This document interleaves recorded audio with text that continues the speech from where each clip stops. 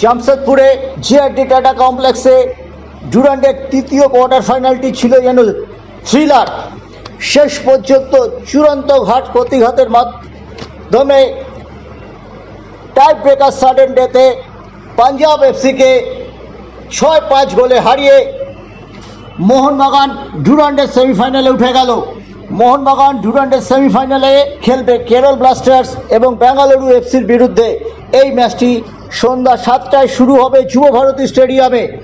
মোহনবাগান এদিন প্রথমে পিছিয়ে পড়েছিল, কিন্তু তারপরে মোহনবাগান খেলায় সমতায় ফিরে আসার পর 2-1 গোলে এগিয়ে গিয়েছিল, কিন্তু প্রত্যাঘাত করেছিলেন পাঞ্জাব এফসির আর্জেন্টাইন ফুটবলার নতুন আসা সেই ছেলেটি ভিদাল।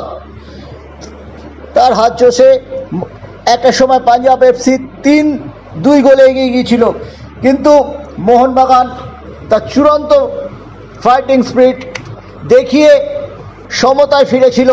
নির্ধারিত সময় খেলা শেষ হয়েছিল 3-3 গোলে। মোহনবাগানকে শেষ মুহূর্তে সমতায় ফিরিয়েছিলেন জেসন কামিংস, কিন্তু ডুরান্ডের নিয়ম অনুযায়ী এরপর সরাসরি টাইব্রেকার আয়োজিত হয় এবং সেই টাইব্রেকারে মোহনবাগান পঞ্চম শটটি নেওয়া পর্যন্ত পিছিয়ে ছিল।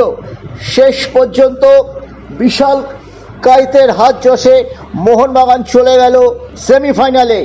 বিশাল পাঞ্জাবের পঞ্চম এবং সপ্তম এই দুটি শট বাঁচিয়েছেন, কোনো প্রশংসাই তার জন্য যথেষ্ট নয়।